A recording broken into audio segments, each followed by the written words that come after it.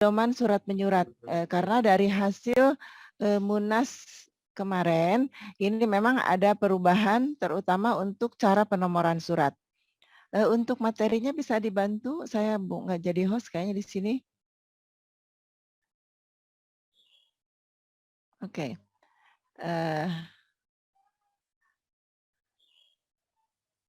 Dari awal ya.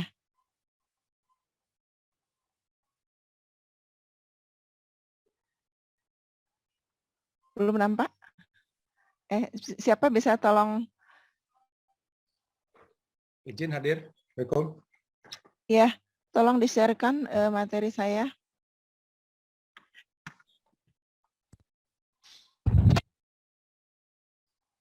Oh, sudah jadi host ya? Sudah jadi host. Oke, saya coba ya. Baiklah.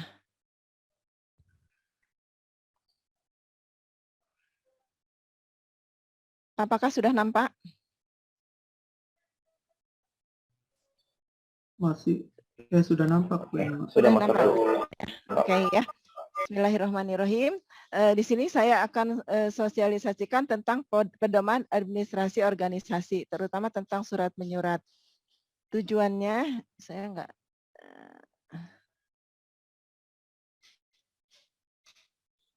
Oke. Tujuannya adalah untuk menyeragamkan tata cara surat menyurat, menstandarkan penomoran surat sesuai dengan pedoman administrasi dari hasil Munas bab 2 pasal 2 dan memahami makna penomoran surat dalam organisasi. Nah, seperti kita ketahui yang sebelumnya kode untuk surat menyurat Jawa Barat itu adalah 12. Jadi dulu itu Jawa Barat namanya Patelki 12 angka Rumawi. Nah, sekarang berubah menjadi dari hasil Munas bulan Juni 2021 berubah menjadi 32. Jadi untuk Jawa Barat namanya jadi Patelki 32 sesuai dengan kode wilayahnya, ya. Untuk DPC-DPC-nya nanti saya akan sampaikan. Nah, untuk kertas surat ya aturannya adalah HPS 70 sampai 80 gram, ukurannya A4. Ini kalau kita surat-suratnya secara hard copy. Begitu juga dengan soft copy, ukurannya A4 nanti kalau di print ya. Terus kepala surat tulisannya hitam ya, terdiri dari lambang Patelki, ukuran diameternya 3 cm. Jadi nggak terlalu besar ya. Di sebelah kiri itu untuk lambang Patelkinya. Tingkatan nama organisasi lengkap dengan alamat sekretariat, itu di bawahnya ya. Ini saya nggak terlalu detail karena waktunya juga terbatas ya. Untuk identitas surat ditulis di bawah kepala surat sejajar margin kiri ya. Nomornya ya misalnya nomor 001 garis miring 1 untuk yang intern nanti akan dijelaskan, garis miring kalau dari wilayah Jawa Barat Patelki 32 ya. Kalau dari DPC nanti setelah Patelki 32 ada stripnya lagi. Misalnya untuk Kota Bandung strip 73 ya. Terus bulan dan tahun. Lampiran, kalau tidak ada lampiran cukup ditulis strip. Dan untuk kalau ada lampiran ditulis berapa lampirannya. Yang ditulis lampiran bukan jumlah halamannya, tapi jumlah lampirannya. Misalnya lampirannya ada 2, halamannya ada 5 misalnya. Jadi lampirannya 2 dalam kurung 5 halaman gitu ya. Jadi lampiran itu jumlah lampirannya bukan jumlah halamannya. Jumlah halaman bisa ditulis dalam kurung setelah ditulis jumlah lampirannya. Halnya misalnya mengenai apa, misalnya kalau yang kemarin saya buat adalah undangan Rakerwil misalnya seperti itu. Atau misalnya kalau dari DPC mungkin permohonan SKP ya dan lain sebagainya. Itu. Ini untuk nomor surat, terdiri dari 5 kolom ya. Bentuknya yang nomor 1 ini adalah untuk nomor surat. Tiap awal tahun berubah menjadi nomor 1 lagi dan terdiri dari 3 digit ya. Jadi kalau nomor 1 adalah 001. Kalau nomor 22 misalnya 022 ya. Nomor 2 adalah isi suratnya. Nah, kalau isi surat biasa ada 2 jenis, yaitu 1 untuk internal, yaitu sesama Patelki, misalnya dari DPC ke DPW ya, atau dari DPC ke DPW, dari DPC ke DPC ya. Itu ditulisnya di sini di kolom nomor 2 ini 1 Rumawi ya. Tapi kalau dari sifatnya eksternal, misalnya dari DPC ke Dinas Kesehatan, ya. Jadi di sini ditulisnya angka 2 Romawi, ya. Ini untuk jenis surat biasa. Nah, nomor 3 ini adalah nama identitasnya. Kita misalnya kalau dari DPW Jawa Barat, Patelki 32 nomor sekarang. Kalau yang cabang, Patelki 32, tergantung wilayahnya. Misalnya untuk Kabupaten Bogor, Patelki 32 strip 01 ya di sini. Nomor 4 ini adalah bulan ya, dan nomor 5 ini adalah tahun. Tahunnya ditulis lengkap. Kalau tahun 2022 jadi tidak ditulis 22 aja tapi ditulis 2022 ya. Ini. Terus, nah ini selain surat-surat biasa, ini nanti ada jenis-jenis surat lain, ada surat edaran organisasi, ada surat nanti ada MOU. MOU ini biasanya dibuat sebelum perjanjian kerjasama yang mengikat ya. Ada SK misalnya surat keputusan tentang pengurus di DPC ya. Atau mungkin DPC juga bisa membuat SK misalnya mengadakan suatu kegiatan, dibuatkan panitianya, dan mungkin sebagian teman-teman memerlukan SK pengurusnya dibuatkan oleh DPC-nya. Ini surat keputusan dari hasil rapat tanggal berapa ya, di mana dibuatkan surat keputusan untuk panitia, misalnya panitia kegiatan ilmiah. Boleh ini dibuatkan SK-nya ya. SKP seperti teman-teman dapat, ini SKP ini untuk kegiatan ilmiah. Biasanya di sini ada nomornya, di sini tulisnya nomor surat yang biasanya ditulis jadi SKP ya. Jadi kalau misalnya untuk SK yang kolom nomor 2-nya ditulis jadi SK ya. Kesininya sama ya. Terus contoh ini ya, nomor suratnya 023 ya. Ini 2 berarti untuk keluar eksternal ya, bukan untuk sama Patelki. Patelki 3273 berarti ini untuk Kota Bandung. Kota Bandung kode wilayahnya 3273. 32 ini kode wilayah Jawa Baratnya, 73 ini kode Kota Bandungnya. Ini 3 nomor ini, nomor kode ini juga ada di SIMKA, sesuaikan dengan SIMKA ya. Jadi kayak Kabupaten Bogor 3201.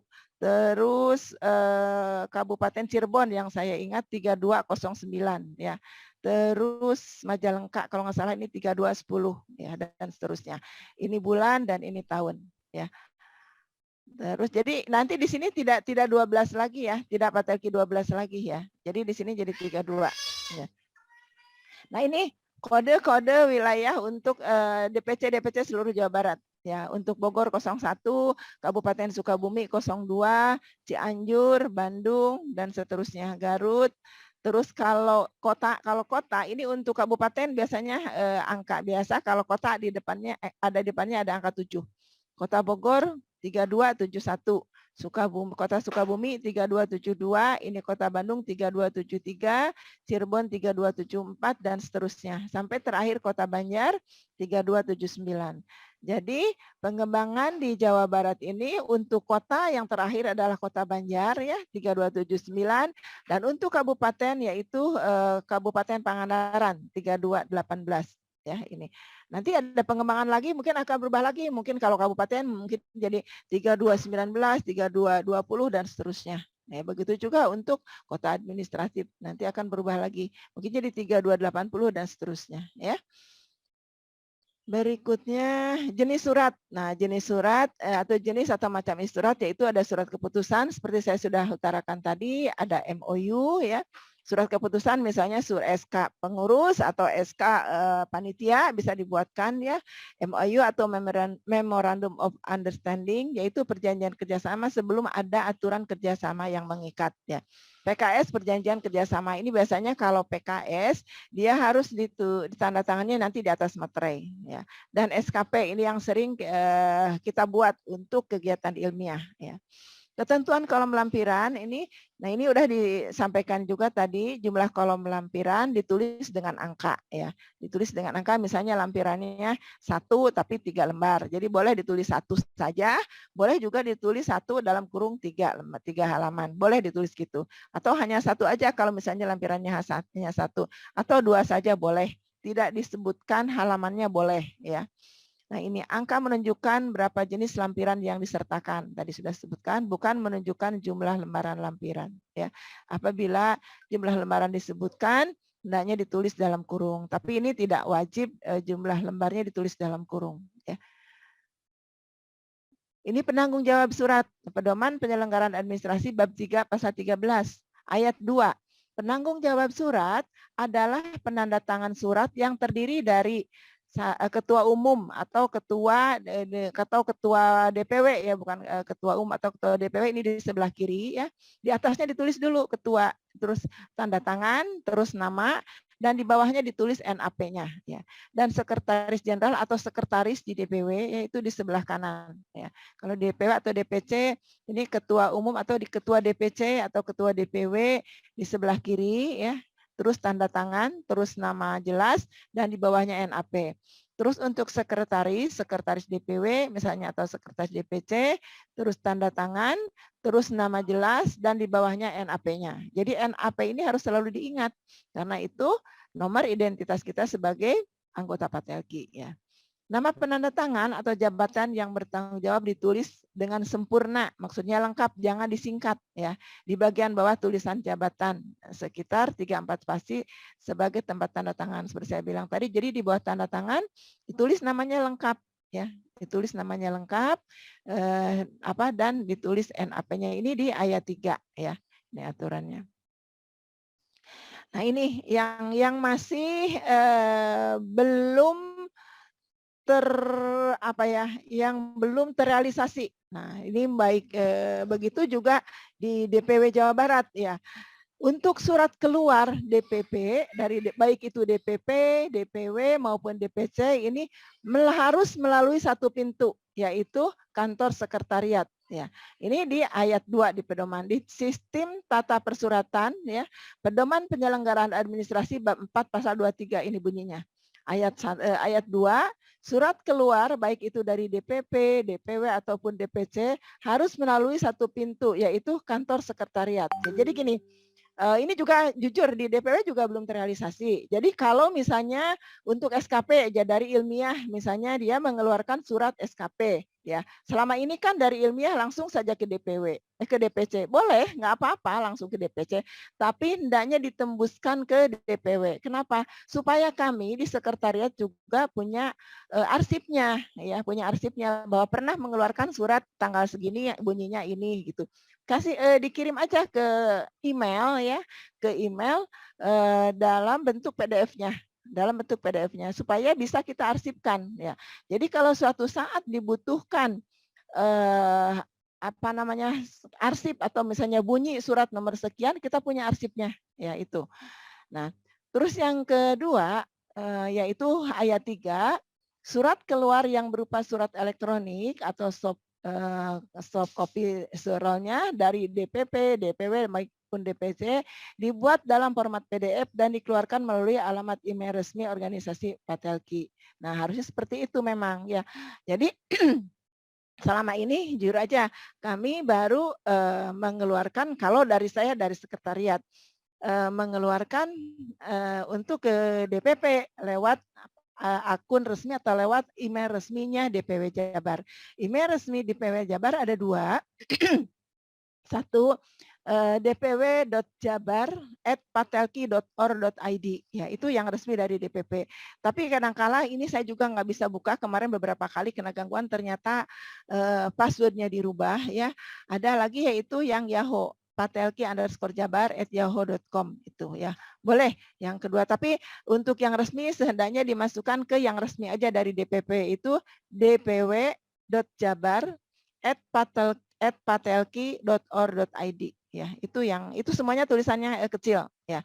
Kenapa? Supaya semua surat menyurat itu baik yang masuk maupun yang keluar terarsipkan di sekretariat ya. Jujur selama ini memang nomor suratnya minta ke sekretariat, nomor surat segini. Bunyinya bagaimana jujur saya nggak tahu. Dan tentang apa saya juga nggak tahu. Ya. Itu yang kesalahan besar kami di sekretariat. Ya. Jadi tolong nanti teman-teman baik nanti di DPC juga hendaknya seperti itu. Dan yang di DPW tolong juga nanti PDF-nya dikirimkan ke email DPW Jabar supaya bisa terarsipkan.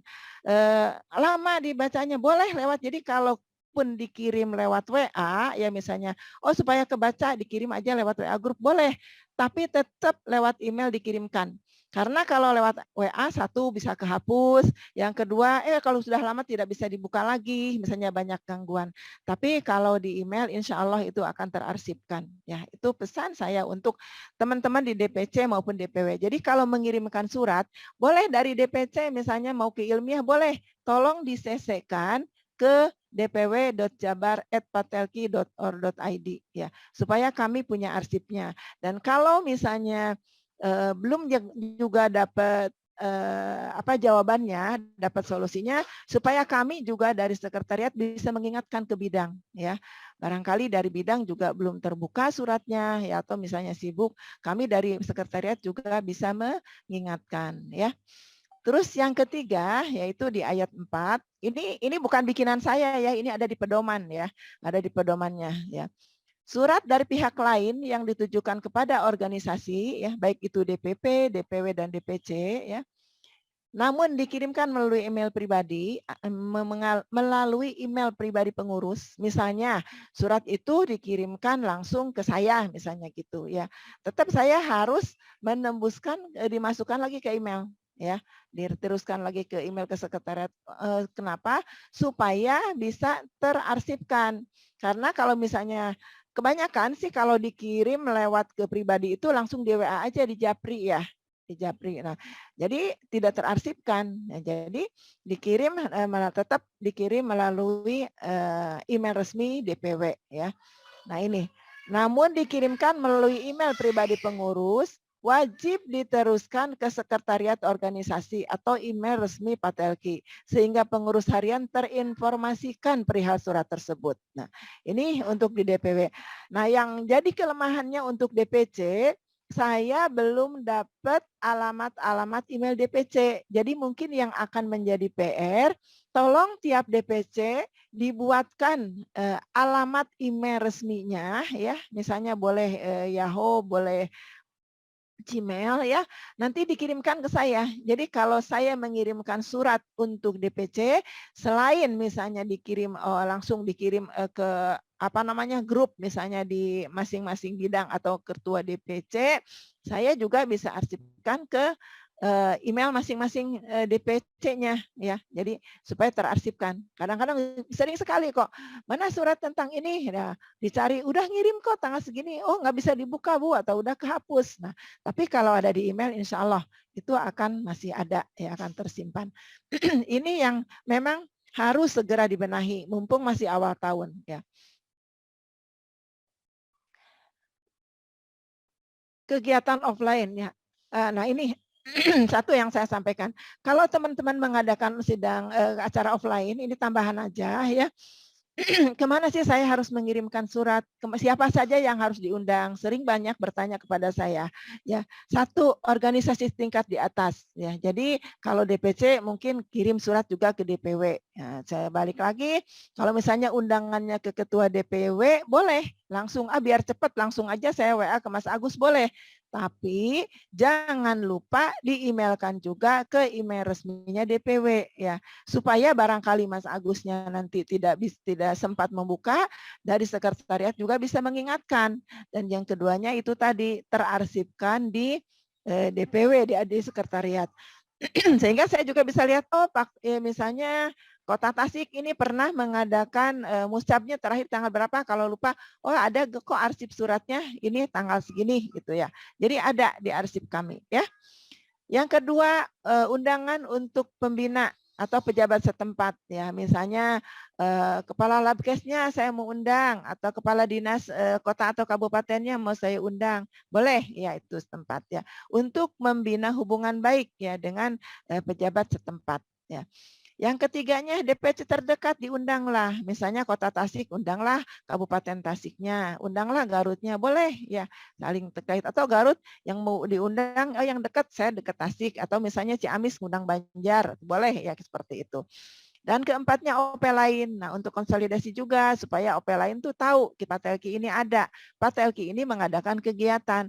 Boleh di situ ada organisasi profesi, ada IBI, ada PPNI, ada Pormiki misalnya. Undanglah ya. Apalagi kalau acaranya acara besar misalnya untuk pelantikan pengurus misalnya gitu, boleh diundang ya. Nah ini, jadi undangan banyak yang suka tanya, ini saya kemana saja saya harus ngirim undangan. Ini unsur-unsur yang boleh diundang di acara offline-nya di DPC ya. Yang berikutnya, nah ini yang sering menjadi rada kacau beliau ya. Sambutan ketua pelaksana. Nah, sambutan ketua pelaksana itu isinya berupa laporan. Ya, ini untuk penyeragaman aja, jadi supaya nggak kemana-mana ya. Jadi kadang-kadang sambutan ketua pelaksana mungkin bingung ngomong apa gitu. Jadi ini sambutan ketua pelaksana itu berupa laporan ya. Latar belakang diselenggarakannya acara itu apa ya. Terus jenis acaranya itu apa misalnya. Oh ini latar belakangnya acara Mustab ini apa. Terus diadakan acara ilmiah.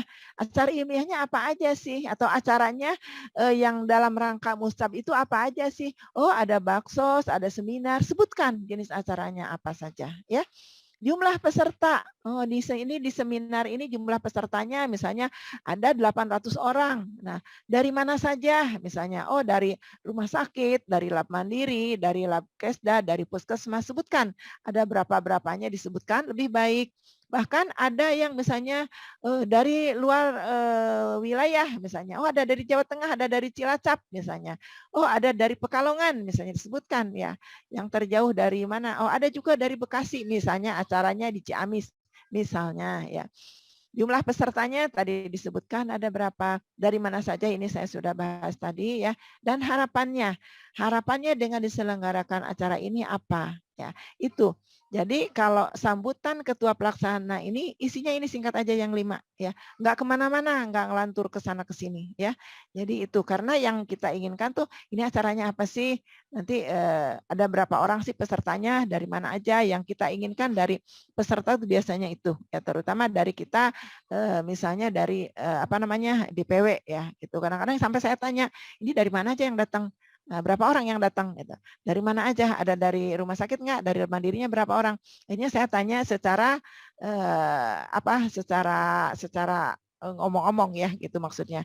Karena tidak ada laporannya yang ketua pelaksananya sambutannya di luar yang saya minta ini. Ya, itu aja.